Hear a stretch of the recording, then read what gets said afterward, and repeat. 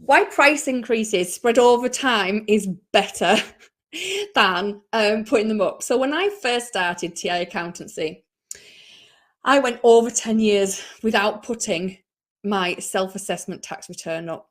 And they were £135 for forever, I felt.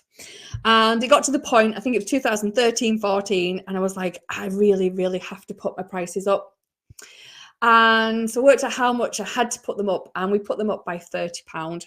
And I got a lot of backlash because it's a small product that people pay for once a year, and it's something they have to have. It's not what they want, it's a need, not a want. And I thought, I never ever want to go through that again. Like, it was the whole anxiety of sending out the letters, knowing I was going to get some feedback that I didn't really want. You know, majority of people understood.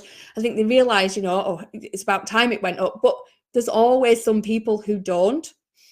And the way I've done the solution to that is from 2014, we have put our prices up just £3 a year.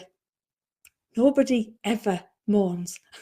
But on this spreadsheet, you can see how much more that actually I've got from, you know. So instead of being an extra £30, if I'd have waited another 10 years to put my prices up from 165 to 195, I'd have got an extra £30 in 10 years. However, by doing it this way, per year, sorry, and this way I get £135 per client extra. That's like 4 times more money. But it's not only the fact that it's more money, it's less stress. Because by putting them up gradually, everyone understands the cost of living, especially in this year. It's, you know, we've gone into a recession again. And £3, as you say, it's not a lot of money. So it just makes it so much easier. So if you've not put your prices up for 2-3 years because you're scared of what your clients will say because of this cost of living crisis, then it's the worst thing you can do. Because when you do try to put your prices up in a few years' time, the backlash that you get is just not going to be worth it.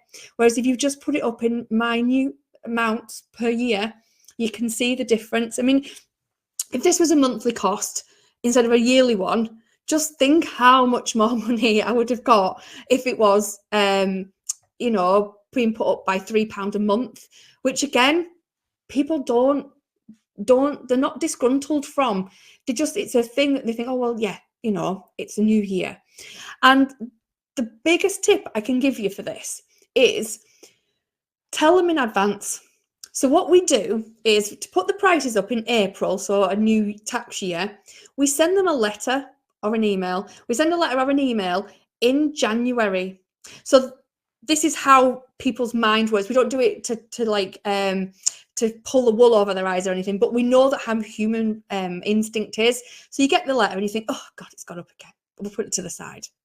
But then when the new cost comes round and you pay for it, you got told ages ago. It doesn't mean anything anymore. And it's like those times if you buy something and it's, you know, a concert, for instance, that's like 18 months in advance.